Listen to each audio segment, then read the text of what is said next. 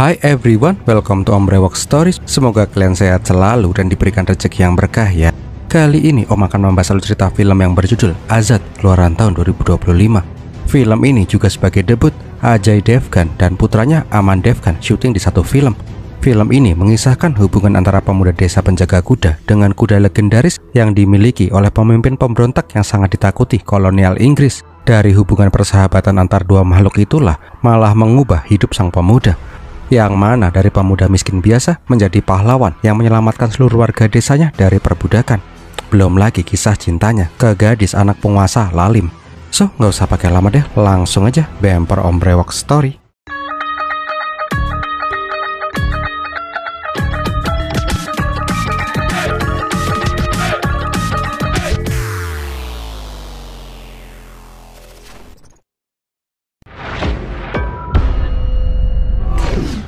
Awal kisah di tahun 1920, seorang nenek menceritakan kisah kepahlawanan.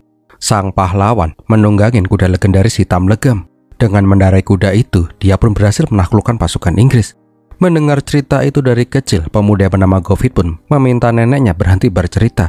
Kuda seperti yang diceritakan nenek itu cumalah legenda. Di saat itu, Govind pun yakin suatu hari dia akan memiliki kudanya sendiri yang lebih gagah daripada kuda legenda itu. Namun ayahnya si Govind yang bernama Baj menyuruh si Govind bangun dari tidurnya. Mereka itu cuma rakyat miskin yang bekerja di kandang kuda milik tuan tanah.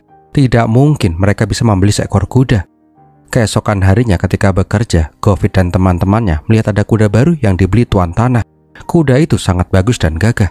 Govind pun berujar ke teman-temannya kalau suatu saat nanti dia pasti akan punya kuda yang jauh lebih gagah daripada kuda itu. Jelas saja Govind pun diketawain. Tak lama berselang ketika Govind sedang bekerja, dia melihat kuda yang tadi ditunggangi oleh putri tuan tanah yang bernama Janaki. Nggak seperti Om yang terkesima melihat kecantikannya si Janaki, Govind itu malah terkesima dengan keseksian kuda baru itu. Karena yang ditanyain kuda mulu, Janaki pun sedikit bete. Ada malaikat yang jatuh dari langit di depan matanya, yang dibahas malah kuda mulu. Gara-gara dihina sebagai tukang kuda sama si Janaki, teman-temannya si Govind pun malah menggoda si Govind. Sialnya, pas lagi membersihkan kuda, tuh bokong kuda malah ditaplok. Yang sialnya lagi kakinya si Govind itu nyantel, sehingga dia pun ikut ke bawah sama tuh kuda mahal. Melihat Govind yang sangat lihai menunggangi kuda, Janaki pun merasa sedikit kagum. Namun konsekuensinya sangat besar. Tuan tanah yang bernama Rai Bahadur sangat tidak suka ada orang rendahan seperti si Govind menunggangi kuda kesayangannya. Karena hal itu jugalah Govind pun dicambuk berkali-kali. Dan yang harus mencambuk si Govind adalah ayahnya sendiri. Melihat Govind yang dicambuk, Janaki mencoba membujuk ayahnya, tapi Bahadur itu tidak bergeming. Sialnya lagi, si Govind malah menganggap Janaki lah yang cepu dan melaporkan dia ke bapaknya. Setelah puas melihat si Govind disiksa, Bahadur memperbolehkan si Govind untuk dibebaskan. Ini juga sebagai pengingat untuk orang lain, orang miskin seperti mereka jangan pernah bermimpi menaiki kuda yang sangat mahal. Tak lama berselang, Bahadur dan Janaki pun sampai di sebuah rumah gubernur jenderal Inggris yang bernama Lord Cumming. Diperlihatkan juga anak dari Lord Cumming yang bernama James Cumming. Selayaknya anak orang kaya, James ini terlihat manja dan pelolor. FYI aja nih ya, James itu udah dijodohkan dengan si Janaki. Tentu aja untuk memperkuat kekuasaan Bahadur di depan pejabat Inggris. Karena selain menjadi tuan tanah, Bahadur ini merupakan maklar budak yang akan dikirim kerja paksa di Afrika. Nah, di rumahnya, Govind pun diobati oleh adiknya si Nina.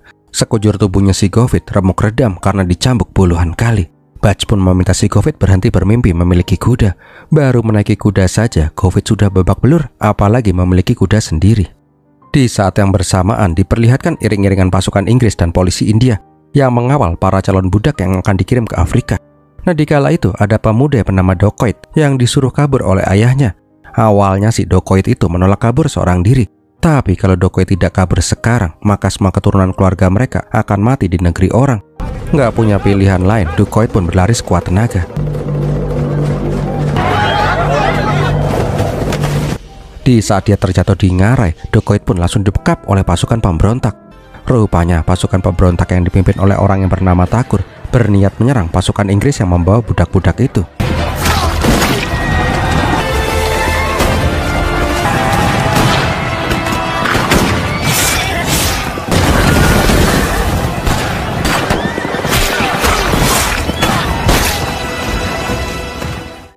Singkat cerita, seluruh pasukan Inggris dan polisi Londo Ireng tewas dibantai oleh pasukan pemberontak. Melihat pasukan yang kocar-kacir, kapten pasukan Inggris pun mencoba melarikan diri. Tapi usahanya sia-sia. Dengan tendangan putar balik, kapten pasukan Inggris itu pun harus menggeledak. Nah, di saat itu, Thakur pun membawa hidup-hidup tuh kapten. Thakur meminta si Ducoit membalaskan kematian ayahnya yang dibunuh oleh kapten itu.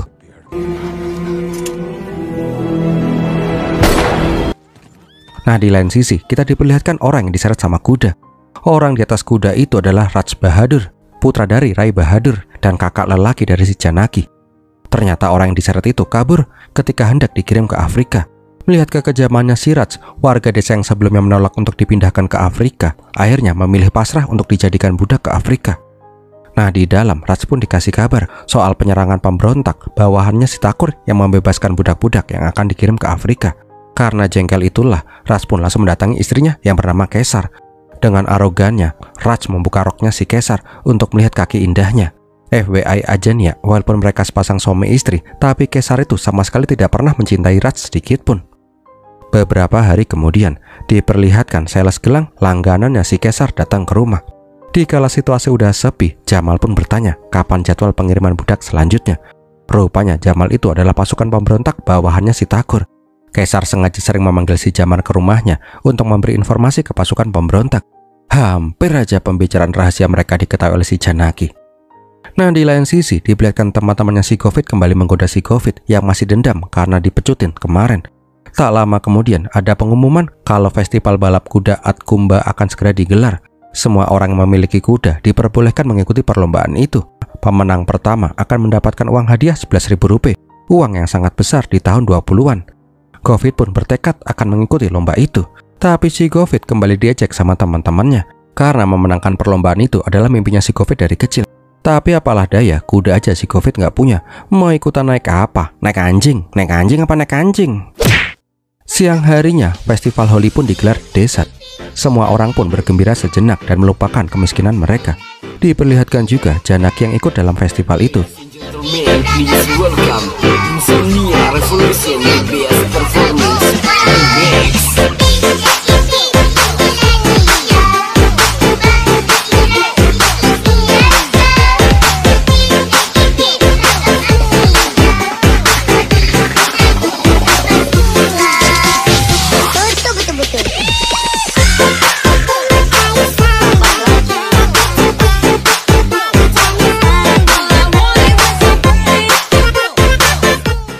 Karena terbawa suasana joget-joget, Govind pun malah ngoyel-ngoyel mukanya si Janaki pakai tepung warna. Ya, sekalian balas dendam lah karena dikira udah cepu. Jengkel dengan ini tukang kuda, Janaki pun langsung mendorong si Govind sampai ke jebur sumur. Merasa marah dan malu karena dihina, Govind pun langsung pergi meninggalkan festival.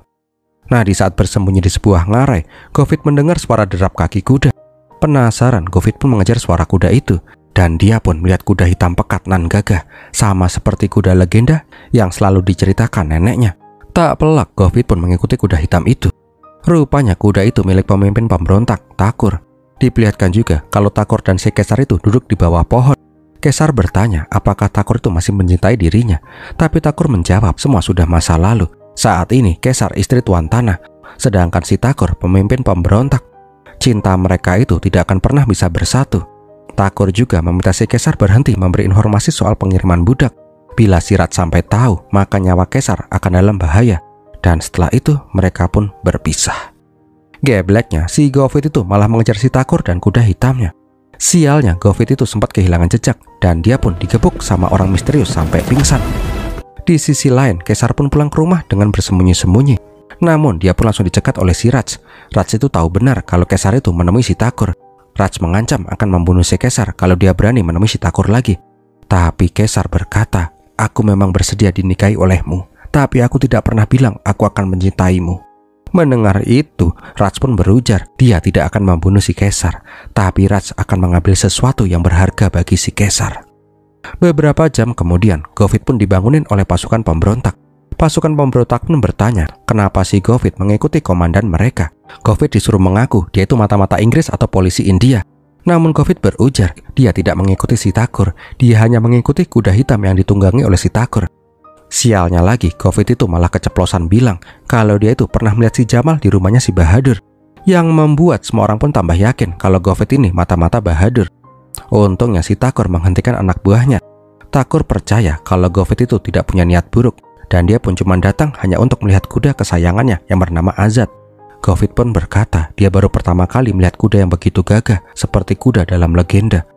Govit sangat ingin menaiki kuda itu. Melihat si Govit ngomong kayak gitu, Thakur mempersilahkan si Govit bila ingin menunggangi si Azad. Jelas aja Govit yang percaya diri ini pun langsung ingin mencoba menunggangi si Azad. Tapi apalah daya, kuda itu jauh lebih cerdas daripada si Govit. Dia itu nggak sudi disentuh oleh si Govit yang merupakan orang asing. Tapi dengan sekali panggilan, Azad pun langsung menghampiri tuannya. Thakur juga berkata, jangan pernah bermimpi menunggangi si Azad. Seumur hidupnya tidak ada orang lain yang pernah menunggangi Azad kecuali si Thakur. Karena dirasa tidak berbahaya, Govit pun malah diajak makan sama pasukan pemberontak. Dia juga menceritakan kisahnya yang kabur karena unyak-unyak muka majikannya. Kalau dia pulang sekarang, pasti dia akan dicambuk lagi. Govit memohon agar dia bisa bergabung dengan pasukan pemberontak saja. Seenggaknya sampai kondisi kondusif. Lah, gabung pasukan pemberontak udah kayak anak magang aja. Yang paling penting, Govit itu berniat membuktikan kalau dia bisa menjinakkan kuda sombong si Azad. Kuda kok minum ciu dong, kuda pemabuk ini mah. Setelah beristirahat, Thakur pun meminta semua orang untuk kembali bergerak. Ratan bertanya apa yang harus mereka lakukan terhadap si Govit. Si Thakur malah memasrahkan si Govit kepada si Rajan. Lah, malah dipasrahin anak bangor. Nah, di lain sisi, Baj dan Sinani merasa khawatir karena Govit itu belum pulang juga. Mereka itu sudah mencari di sekitar desa, tapi keberadaan si Govit itu tidak diketahui. Sebelum lanjut, Om terima kasih dulu nih untuk semua yang udah ngirim Om super thanks. Kak Nur Rahman 2607 dari Indonesia, Kak Emi Simanjuntak dari Singapura, dan Oci Bani Switi dari Singapura juga. Semoga rezeki kalian dilimpahkan. Terus kalau ada yang mau traktir Om kopi, bisa juga dengan super thanks juga ya kayak mereka. Terima kasih sekali. Lanjut deh. Nah, ketika bapak dan adiknya Puyang nyariin si Govit itu malah mabuk sambil ngimpi joget gendal-gendel. Ngebayangin Janaki joget untuknya. Tarik emang.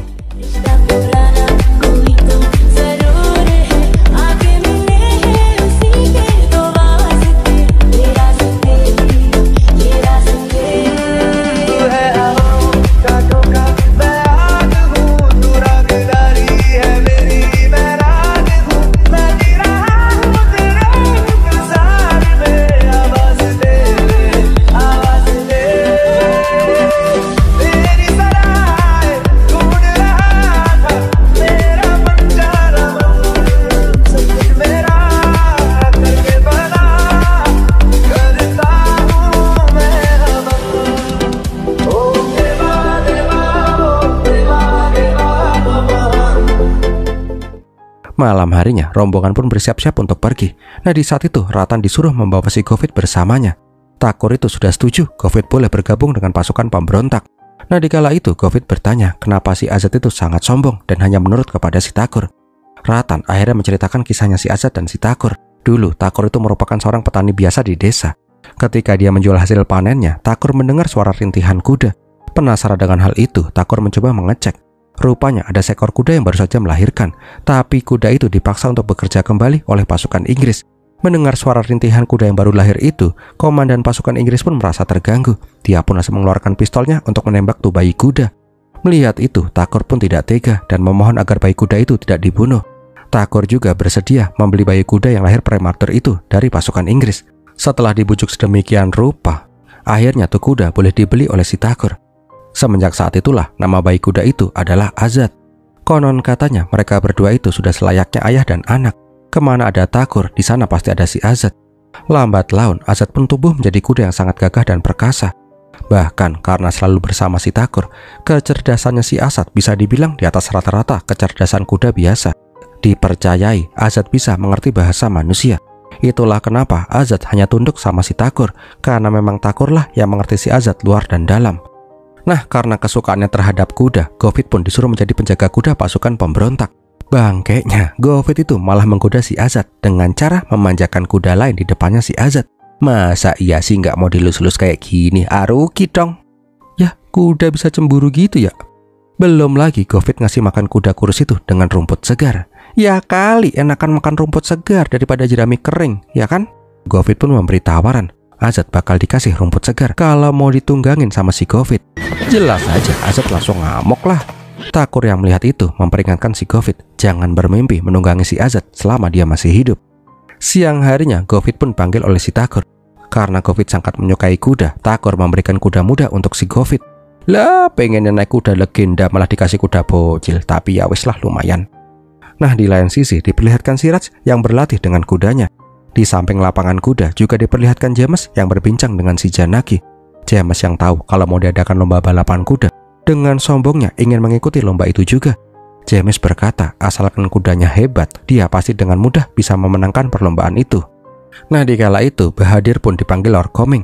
Lord Coming ingin Bahadur mengatur pengiriman budak lagi ke Afrika. Inggris baru saja membuka perkebunan gula di Afrika Selatan dan membutuhkan banyak pekerja. Bahadur pun sedikit bingung karena hampir seluruh warganya sudah dikirim ke Afrika. Kalau mereka terus mengirim budak ke luar negeri, maka pertanian di wilayahnya akan terbengkalai. Tapi Lord Coming mengancam akan membatalkan pertunangan James dan si Janaki bila Bahadur tidak bisa menyanggupin permintaannya si Coming. Kembali lagi ke Govind. Setelah beberapa hari mengikuti Thakur, Govind pun tambah yakin kalau pilihannya itu tepat. Nah, untuk membuktikan totalitasnya si Govind itu dites bela dirinya. Belum udah dibanting, cok. Oh, diketawain kuda dong. Jengkel diketawain sama kuda, Govind pun berhasil mengalahkan si biru. Di sana, Govind pun bertanya ke biru. Govind itu penasaran kenapa Thakur yang dulu seorang petani biasa menjadi ketua pemberontak. Biru pun menceritakan kisah sedihnya si Thakur. Dulu Thakur dan Kesar merupakan sepasang kekasih. Mereka itu saling mencintai selayaknya Rama dan Sinta. Tapi suatu hari, Raj melihat kecantikannya si Kesar. Dia pun ingin memiliki Kesar sepenuhnya. Jelas saja Kesar menolak mentah-mentah. Karena penasaran, Raj pun mengikuti si Kesar ke rumah. Dan dia melihat kalau si Kesar itu memiliki kekasih. Nggak terima melihat itu, Raj pun langsung menyeret si Thakur dengan kudanya. Thakur juga dicambukin berkali-kali tanpa tahu apa kesalahannya. Di saat itu juga, ayahnya si Kesar disuruh menghadap si Bahadur. Bahadur mengancam akan menghancurkan Kesar bila si Kesar tidak mau menikah dengan si Raj. Karena hal itulah Kesar pun dinikahkan dengan si Raj. Nah, menyadari tuannya sedang disiksa, Azad mendobrak pagar dan mencoba menyelamatkan tuannya.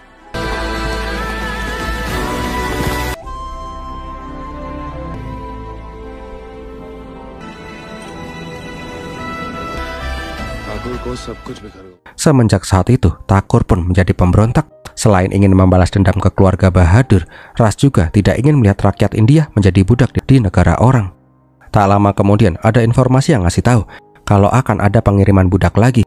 Mendapatkan informasi itu, Thakur pun langsung menyusun rencana untuk menyerang pengiriman itu. Setelah meminta restu pendeta bisu, para pasukan pemberontak pun bersiap untuk menyerang. Govind pun ingin ikut berperang juga. Dia ingin mengikuti Thakur kemanapun Thakur pergi. Aslinya sih, si Thakur itu melarang si Govind untuk ikut berperang. Tapi si Govind tetap aja mengeyel. Singkat cerita, pasukan pemberontak pun melakukan penyerangan.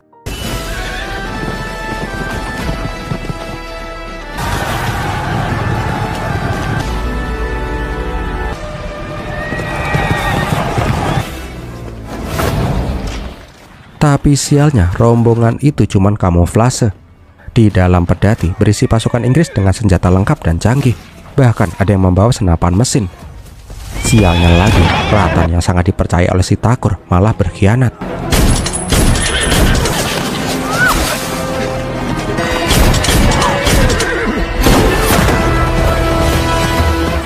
Karena sudah terdesak, Thakur pun mencoba menyelamatkan si Govind.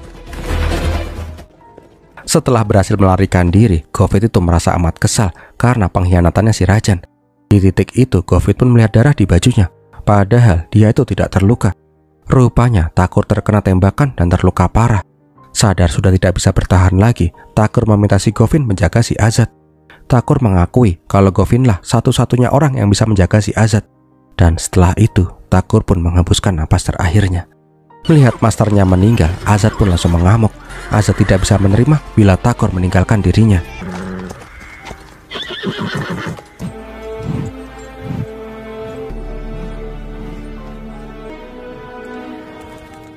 Melihat si Azad tidak mau pergi dari sisi Thakur, Govind pun mencoba menemani si Azad sampai dia puas.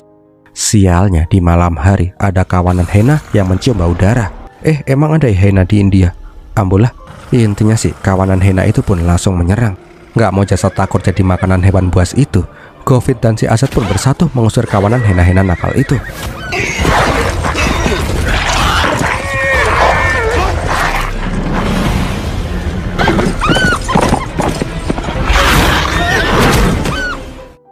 Karena hal itu jugalah Azad yang sebelumnya tidak mempercayai si Govind jadi sedikit mempercayai si Govind.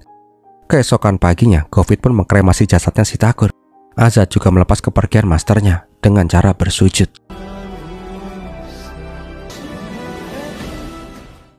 Nah, di lain sisi diperlihatkan si Ratan yang mendatangi Raj yang sedang memimpin doa. Rupanya pengkhianatan Ratan dan pembunuhannya si Takur semua rencana si Raj sedari awal. Melihat Ratan bersama si Raj, hati Caesar pun merasa tidak tenang. Dan benar saja, sore harinya Caesar mendengar suara si Azad. Tapi yang berada di sebelahnya bukanlah si Takur, melainkan si Govind. Dengan hati yang sedih, Caesar menerima abu kremasiannya si Takur. Nah, tidak langsung pulang, Govind itu malah berniat menemui si Janaki di kamarnya. Govind itu ingin membuktikan, ini Mbak Janaki kok, aduh udahlah, malah nggak fokus. Intinya si Govind ingin membuktikan kalau dia itu bisa bertahan walaupun dia tidak jadi tukang kuda lagi. Sekarang dia adalah pemberontak yang akan melawan keluarganya si Janaki. Bukannya takut, Janaki itu malah khawatir karena semenjak kecebur sumur, Govind itu hilang seperti ditelan bumi. Lah, dikhawatirin sama si Janaki, si Govind pun langsung kelepek-kelepek lah. Niat awalnya pengen menyombongkan diri malah berubah jadi rasa mak dek-dek-dek ser. Setelah dari rumahnya si Janaki, Govind pun berniat membawa si Azad ke rumahnya. Ketika sampai di rumah, Nani pun langsung marah-marah ke kakaknya karena Govind itu hilang selama beberapa hari. Bas juga sudah mengira kehilangan putra satu-satunya. Setelah kangen-kangenannya itu, Govind pun berkata kalau dia itu tidak pulang sendirian. Dan benar aja, melihat kuda hitam legam yang sangat gagah, Bas pun mengira kalau si Govind itu mencuri kuda itu. Walaupun sudah dijelaskan kalau si Azad sekarang menjadi tanggung jawabnya, namun si Bas tetap aja menyuruh si Govind menyerahkan kuda itu ke polisi atau pasukan Inggris saja. Bagaimanapun juga itu kuda milik ketua pemberontak. Bisa-bisa malah merekalah yang kena getahnya. Kalau emang si Govind pengen menjaga tuh kuda, silahkan, tapi jangan pernah membawa kuda itu kembali ke rumah. Ya udah deh, Govind pun setuju. Namun malam ini dia memohon diperbolehkan bermalam di rumah. Karena nggak punya kandang kuda, Azad pun malah dimasukin ke dalam rumah. Mana ini kuda ngentutan lagi.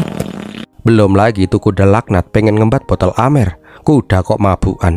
Yang paling parah, ini kuda malah duduk di kasur keluarganya si Govind. Ada gitu ya kuda modelan kayak gini. Keesokan harinya, Govind pun membawa si Azad ke kuil pendeta bisu. Govind menjelaskan situasi yang terjadi dan memohon agar mereka berdua bisa tinggal di kuil itu. Pendeta bisu itu pun memperbolehkan mereka tinggal. Benar saja, pas melihat kandang kuda, Azad pun langsung girang bukan kepayang. Tapi si Azad itu nggak terima kalau si Govind juga ikut tidur di kandang itu.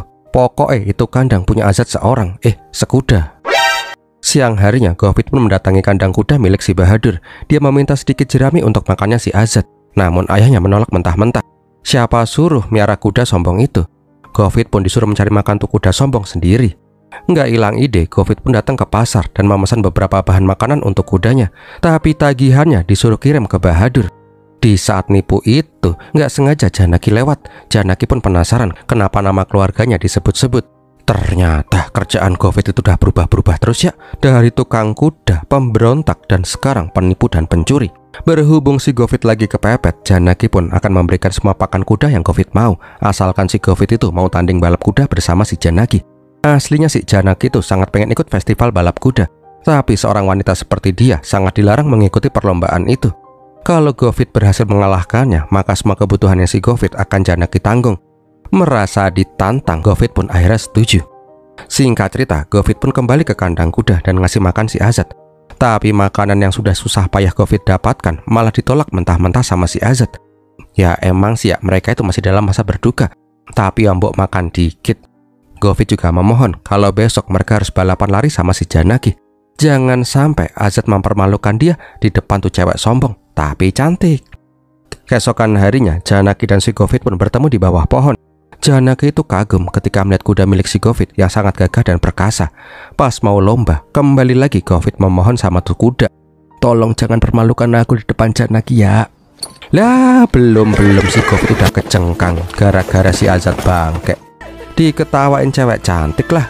Karena kegoblokannya si Azad, Govind pun curhat. Dia tuh bingung kenapa si Azad itu nggak mau makan dan tuh kuda nggak mau nurut sama dia. Ketika diceritain kalau si Azad itu tukang mabuk, Janaki pun menyarankan agar makanan si Azad dicampur sama arak biar dia mau makan. Ternyata benar, pas di kandang Azad kuda sesat itu pun mau makan ketika makanannya dicampur arak. Nah, ngerasain kuda udah mulai tenang, Govind pun mencoba menaiki si Azad. Tapi ini kuda emang somplak, dia itu malah ogah dipasangin pelana. Dengan marah, Govind pun kembali menemui si Janaki. Semua yang sudah disaranin sama si Janaki udah dilakukan. Bahkan si Govind mencoba menjadi sahabatnya si Azad. Tapi itu kuda emang terlalu sombong. Janaki pun menjelaskan kalau kuda seperkasa Azad itu tidak butuh sosok teman. Dia membutuhkan sosok master. Seseorang yang bisa menjadi sosok yang sangat dia hormati. Sosok yang menyayangi dia luar dan dalam. Mendengar perkataannya si Janaki, Govind pun berkata, itu seperti mengingatkanku ke seseorang. Lah, kok kegeeran malah si Janaki ya? Wah ini nih, gerak-gerak cinta udah mulai membara kie. Setelah pulang ke kandang, Govind pun langsung marahin kuda sombongnya yang lagi rebahan santuy. Mulai sekarang Govind adalah masternya dan Azad harus mengikuti semua perintahnya. Govind juga membantingkan di Amer yang biasa diminum sama si Azad. Ya ini kuda pun langsung tantrum lah. Berkali-kali Govind mencoba menaruh pelana di tubuhnya si Azad, tapi Azadnya emoh. Sampai di titik Govind mengelus-ngelus kepalanya si Azad seperti yang dilakukan oleh Thakur. Dan cara itu pun berhasil.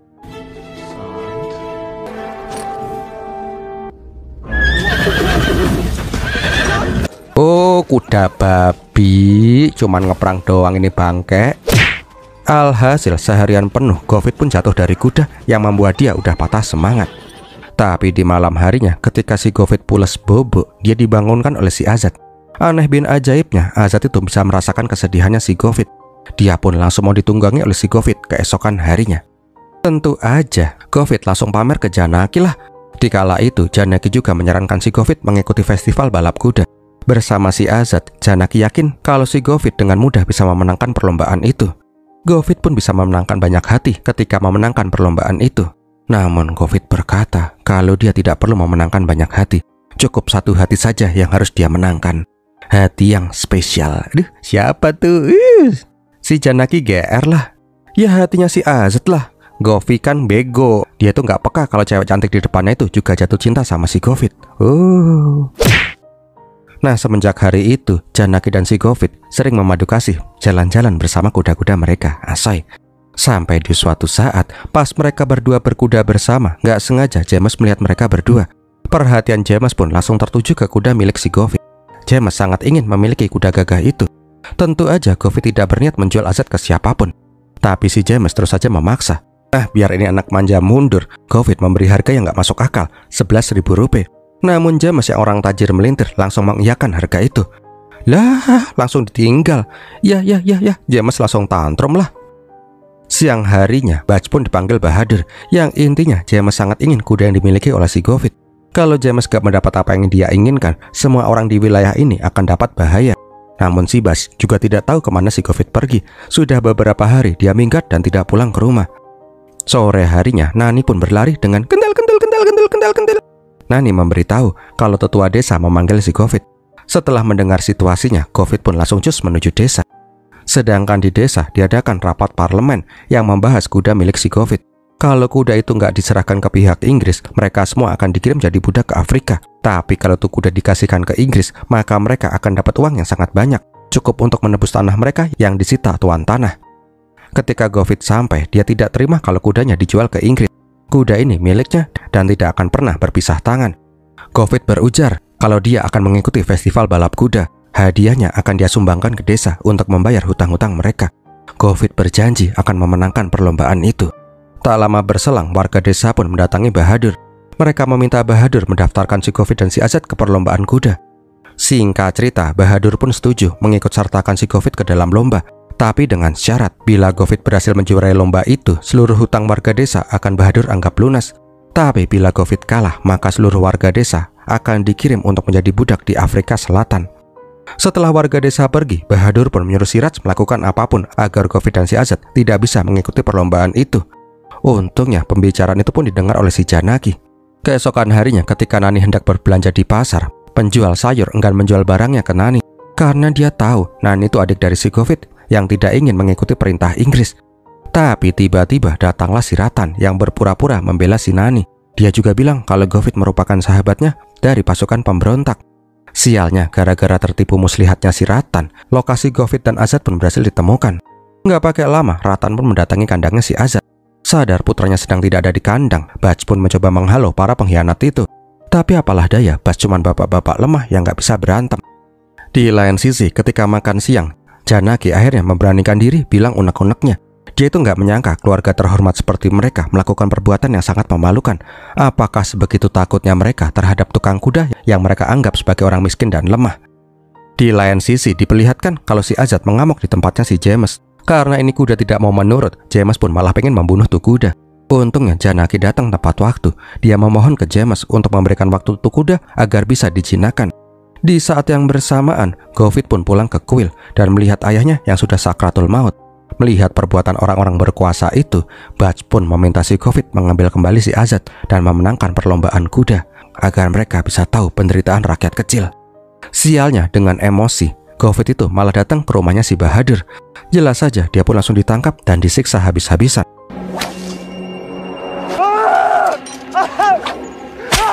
Dari dalam, Janaki pun tidak bisa menahan rasa sakitnya. Orang yang dia cintai disiksa seperti itu. Kesar pun menyuruh si Janaki untuk bersabar. Bila Janaki ingin menyelamatkan si Govind, tunggu sampai malam tiba, sampai sudah tidak ada orang lagi yang bisa melihat. Malam harinya, Janaki pun menyelamatkan si Govind. Dengan susah payah, Janaki mengikat si Govind dan membawanya pergi dari rumahnya. Di tengah jalan, Govind pun siuman. Rupanya Janaki sengaja mengambil rute itu untuk menunjukkan kalau Azad sedang dibawa pergi melalui sungai. Nggak pakai mikir, Govind pun langsung melompat untuk menyelamatkan si Azad.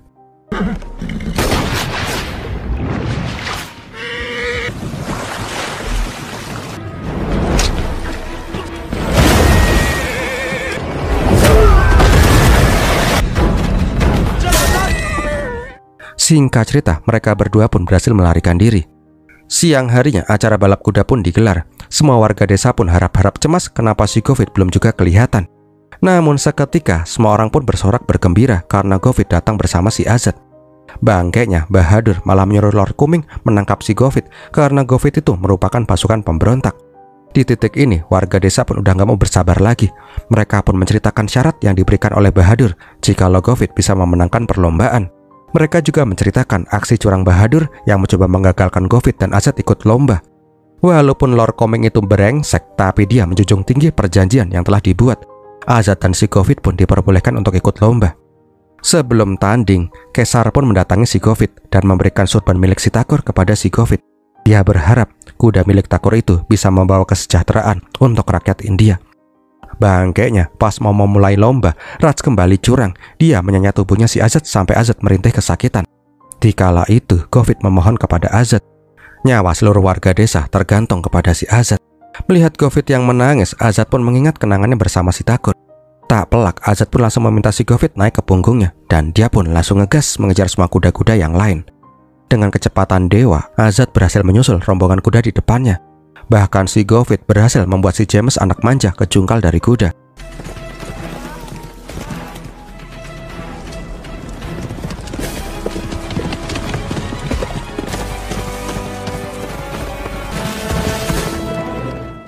Tapi perbuatan curang si Raj itu belum selesai. Ratan diperintahkan untuk membuat si Govind kalah. Tapi Govind itu tidak mau menyerah begitu saja. Alhasil si pengkhianat ini pun terjatuh, yang membuat kepalanya kebentur batu hingga tewas. Singkat cerita, Azad pun berhasil menyusul sampai ke posisi kedua. Nggak mau kalah begitu aja, Govind duel one by one bersama si Raj dari atas kuda.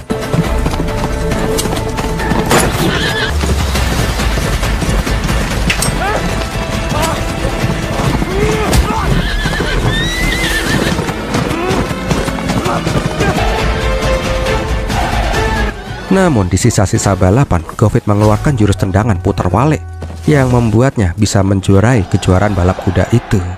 Di akhir film, nenek pun berbicara ke Bahadur. Cucuku telah berhasil menjuarai perlombaan ini. Sesuai perjanjian, semua hutang warga desa dianggap lunas. Dan mulai saat ini, Bahadur tidak punya hak untuk mengatur-ngatur mereka lagi. Dan filmnya pun berakhir. Gimana film ini sob? Semoga menghibur ya. Kalau kalian suka silahkan like, komen, dan share. Jangan lupa subscribe. Kalau ada yang mau support Om, bisa dengan super thanks juga ya. Om bakal terima kasih banget.